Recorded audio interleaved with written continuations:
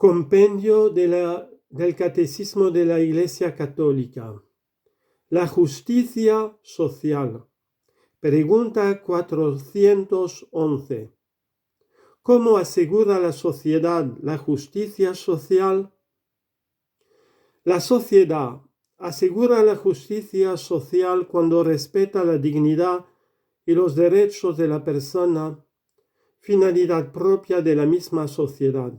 Esta, además, procura alcanzar la justicia social vinculada al bien común y al ejercicio de la autoridad, cuando garantiza las condiciones que permiten a las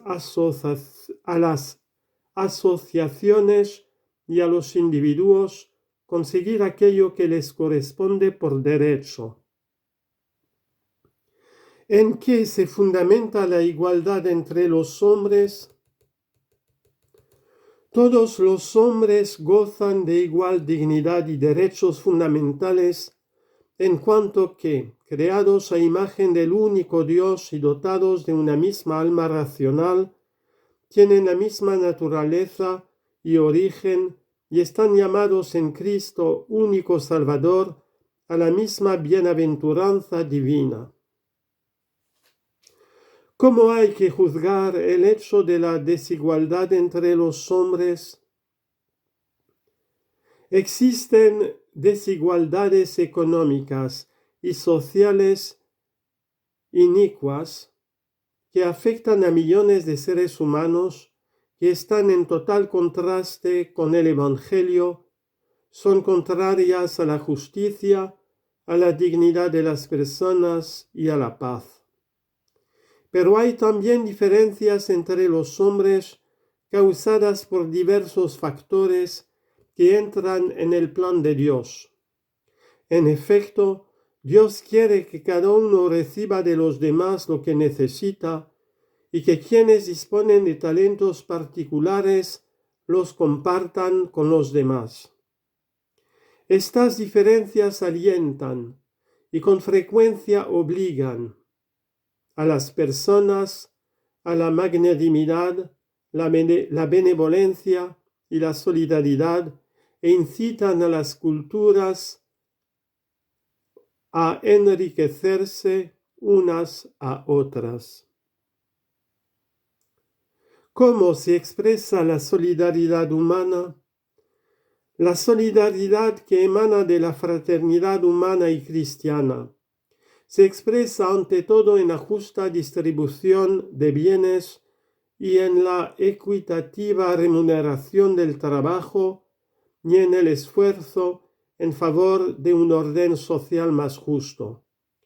La virtud de la solidaridad se realiza también en la comunicación de los bienes espirituales de la fe, aún más importantes que los materiales.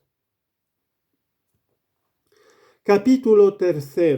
La salvación de Dios, la ley y la gracia. La ley moral.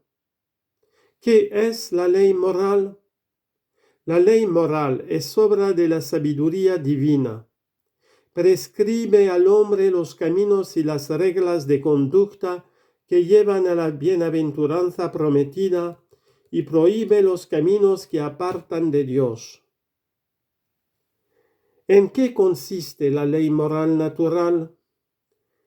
La ley natural, inscrita por el Creador en el corazón de todo hombre, consiste en una participación de la sabiduría y bondad de Dios y expresa el sentido moral originario que permite al hombre discernir el bien y el mal mediante la razón.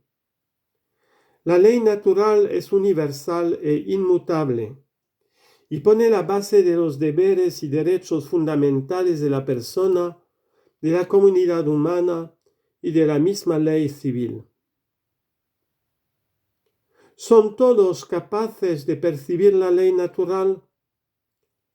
A causa del pecado, no siempre ni todos son capaces de percibir en modo inmediato y con igual claridad la ley natural. Por eso, dice San Agustín, Dios escribió en las tablas de la ley lo que los hombres no alcanzaban a leer en sus corazones.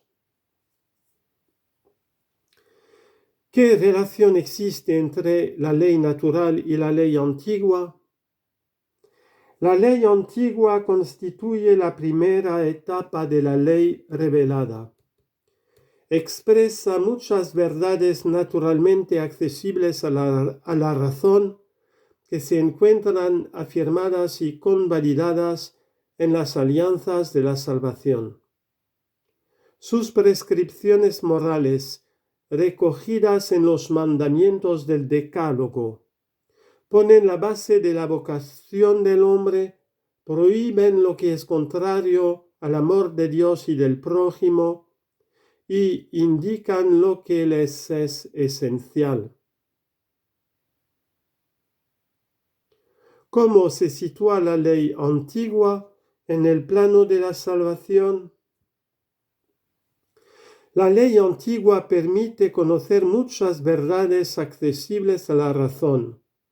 Señala lo que se debe o no se debe hacer y sobre todo como un sabio pedagogo prepara y dispone a la conversión y a la acogida del Evangelio. Sin embargo, aun siendo santa, espiritual y buena, la ley antigua es todavía imperfecta porque no da por sí misma la fuerza y la gracia del Espíritu para observarla. ¿En qué consiste la nueva ley o ley evangélica? La nueva ley o ley evangélica, proclamada y realizada por Cristo, es la plenitud y el cumplimiento de la ley divina, natural y revelada. Se resume en el mandamiento de amar a Dios y al prójimo y de amarnos como Cristo nos ha amado. Es también una realidad grabada en el interior del hombre, la gracia del Espíritu Santo que hace posible tal amor. Es la ley de la libertad. Santiago 1:25. Porque lleva a actuar espontáneamente bajo el impulso de la caridad. Cita de Santo Tomás de Aquino: la ley nueva es principalmente la misma gracia del Espíritu Santo que se da a los que creen en Cristo. Pregunta 421. ¿Dónde se encuentra la ley nueva? La ley nueva se encuentra en toda la vida y la predicación de Cristo y en la catequesis moral de los apóstoles. El Sermón de la Montaña es su principal expresión. Gracia y justificación. ¿Qué es la justificación? La justificación es la obra más excelente del amor de Dios.